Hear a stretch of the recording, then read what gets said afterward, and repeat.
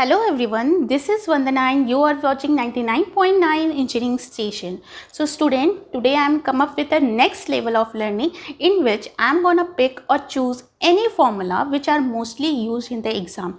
Okay, then I will explain you everything about it, like from their definition to application and their limitation also.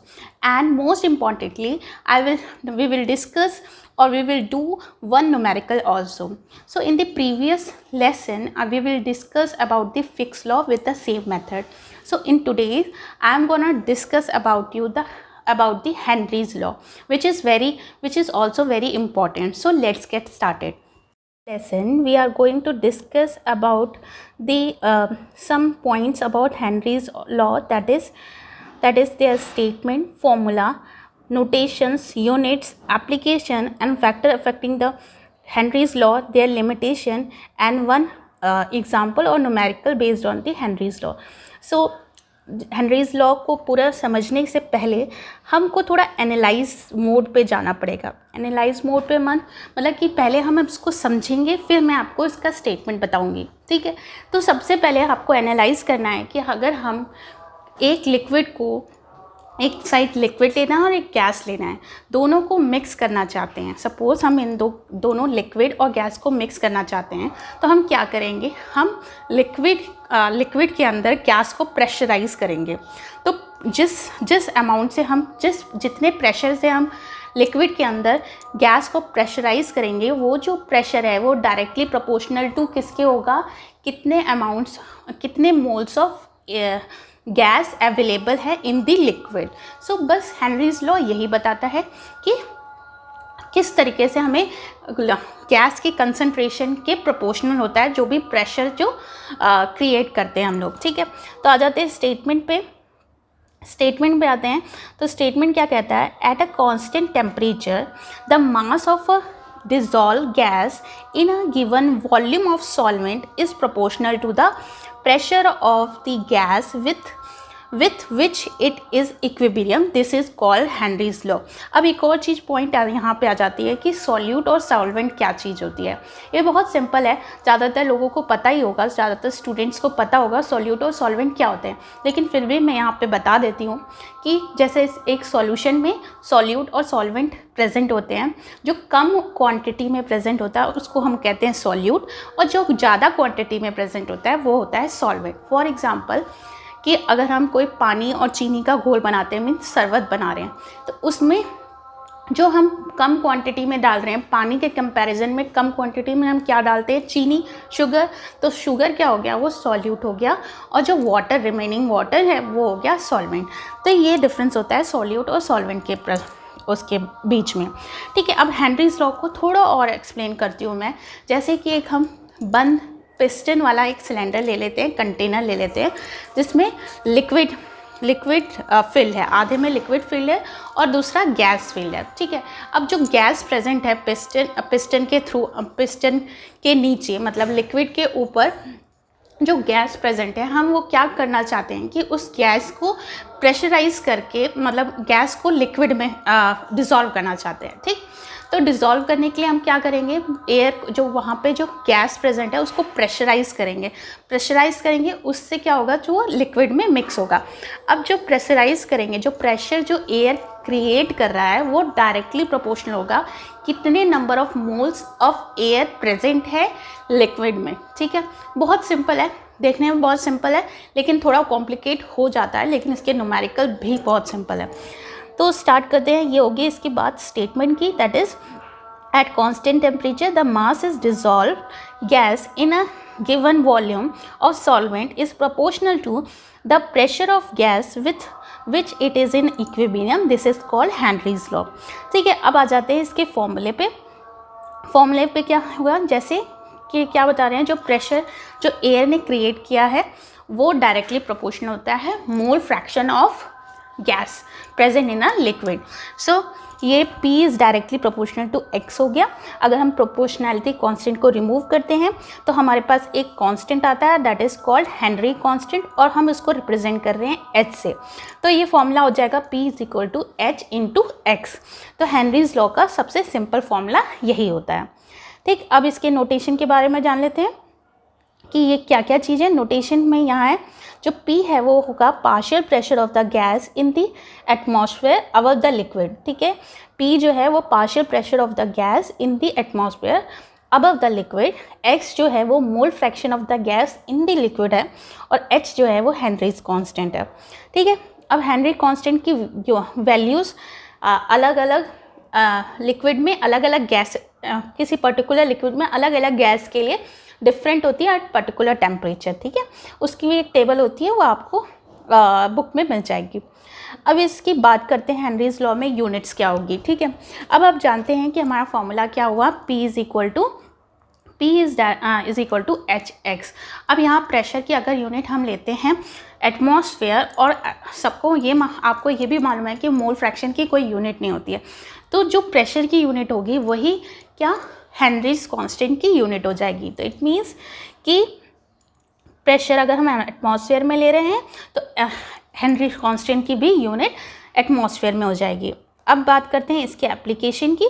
Application में जैसे हम जो soda can होते हैं, तो इसके एप्लीकेशन में जैसे सोडा गैस जो आप पेप्सी कोला ये सब पीते हैं, तो उसमें क्या होता है, लिक्विड के अंदर गैस मिक्स होती है। तो उसी तरीके से एग्जांपल क्या होगा, soda water bottle are always packed under the higher pressure to increase the solubility of carbon dioxide gas, ठीक है, solubility of carbon dioxide gas.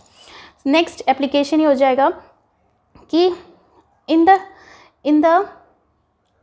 in deep sea diving, nitrogen is more soluble than the helium in our blood. In the deep sea, the pressure is higher than at the surface of the water. जो deep sea के गहराई में अगर हम देखें तो pressure higher होता है as compare to the surface of water, ठीक है।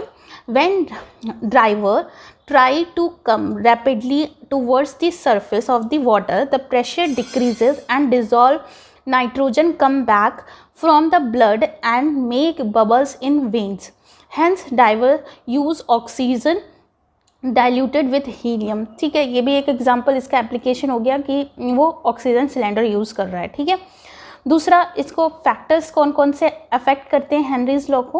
हेनरीज लॉ को they are the value of Henry's law constant of the gas depends upon the following factors, that is the nature of the gas, ठीक है। उन कैसा gas का nature कैसा है उस पर डिपेंड कर रहा है। जो मैंने आपको बताया कि किसी पर्टिकुलर लिक्विड में हम डिफरेंट गैस को मिलाने के लिए अलग अलग वैल्यूज़ होती है हेनरी कांस्टेंट की, तो वो डिपेंड करती है किस पे, नेचर ऑफ गैस के पे, नेचर ऑफ सॉल्वेंट पे। सॉल्वेंट जैसे हम वाटर ले रहे हैं या कोई और सॉल्वेंट ले रहे हैं, ठीक है, तो वो उसके नेचर पे भी डिपेंड करती है, और प्लस टेम्परेचर और प्रेशर पे भी डिपेंड करती है।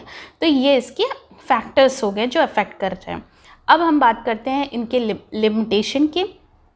तो लिमिटेशन इसकी क्या हो गई कि this law is only applicable when the molecules of this system are in the state of equilibrium. जब ये पूरा ये हेनरीज लॉ जब ही अप्लाई करेंगे जब वो molecules of the system is in under the state of equilibriums, ठीक है, ये होगा।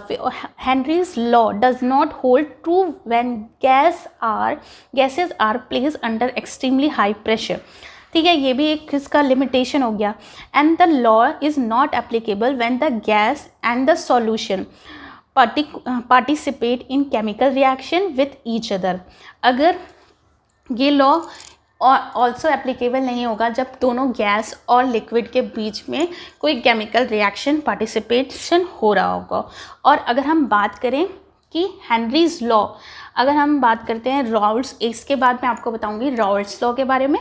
तो रॉल्स लॉ और हेनरीज लॉ में डिफरेंस ये है कि दोनों में, इसमें क्या हम लेते हैं, हेनरीज लॉ में एक लिक्विड लिया एक गैस लिया और इन दोनों को मिक्स कर रहे हैं, मतलब हम गैस को प्रेशराइज करके लिक्विड में मिक्स कर रहे हैं।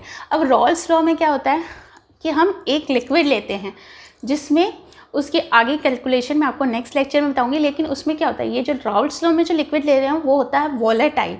क्योंकि वोलेटाइल होने से क्या होता है कि जब भी उसको हीट मिलेगा तो वो वोलेटाइल होके गैस में कन्वर्ट होने लग जाएगी। तो उसमें दो चीज़ें लेने की ज़रूरत नहीं पड़ती, जैसे लिक्विड और गैस लेने की ज़रूरत नहीं है, लिक्विड से ही गैस प्रोड्यूस हो जाती है। बट हेनरीज लॉ में जो लिक्विड और गैस ले रहे हैं उसमें लिक्विड जो है वो नॉन वोलेटाइल होगा। तो हमेशा ये ध्यान रखेंगे कि Henry's law non volatile liquid पे ही अप्लाई होगा। ठीक, ये कुछ इंपॉर्टेंट पॉइंट थे इसके बारे में। नेक्स्ट इसके बेस पे न्यूमेरिकल हम देख लेते हैं। जैसे न्यूमेरिकल हो गया, calculate the solubility of the gaseous oxygen. हमें कैलकुलेट करना है solubility of gaseous oxygen in the water. ठीक है, तो हमारा सॉल्यूट क्या हो गया ऑक्सीजन, सॉल्वेंट क्या हो गया water, at a particular temperature of 293 kelvin when the partial pressure exerted by O2 is 1 bar। ठीक है, हमें पार्शियल प्रेशर पता है, हमें हेनरीज कांस्टेंट की वैल्यू भी गिवन है, that is KH for O2 is 34840 bar litre पर मोल। ठीक है, तो ये हो गया। तो हेनरीज लॉ के अकॉर्डिंग क्या होता है, P is equal to Henry's constant into concentration of the gas. So तो KH हमें दे रखा है, इसमें हम इसको किसमें प्रेशर को बार में चेंज करेंगे। ठीक है, क्योंकि हमें जो हमें पार्शियल प्रेशर दे रखा है वो बार में दे रखा है। ठीक है, तो हमने प्रेशर दे रखा है बार में और ये KH की वैल्यू ये दे रखी है।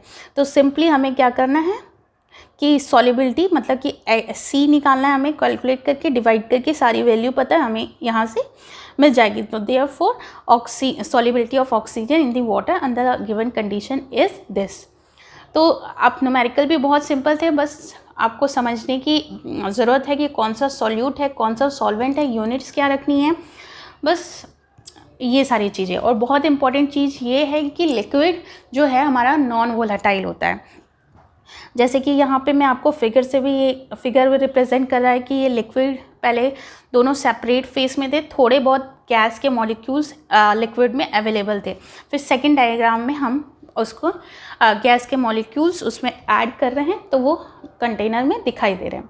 ठीक है, तो ये सारी चीज़ें बातें थी। अगर आपको अच्छा लगा हो ये कंसेप्ट मेरा एक्सप्लेन करने का, तो उसके लिए आपको मेरा चैनल सब्सक्राइब करिए ताकि मैं और भी ऐसे वीडियोस लेके आ सकूं आपके लिए, और अपने फ्रेंड्स के साथ शेयर करिए, लाइक करिए। तब तक के लिए thank you and have a nice day.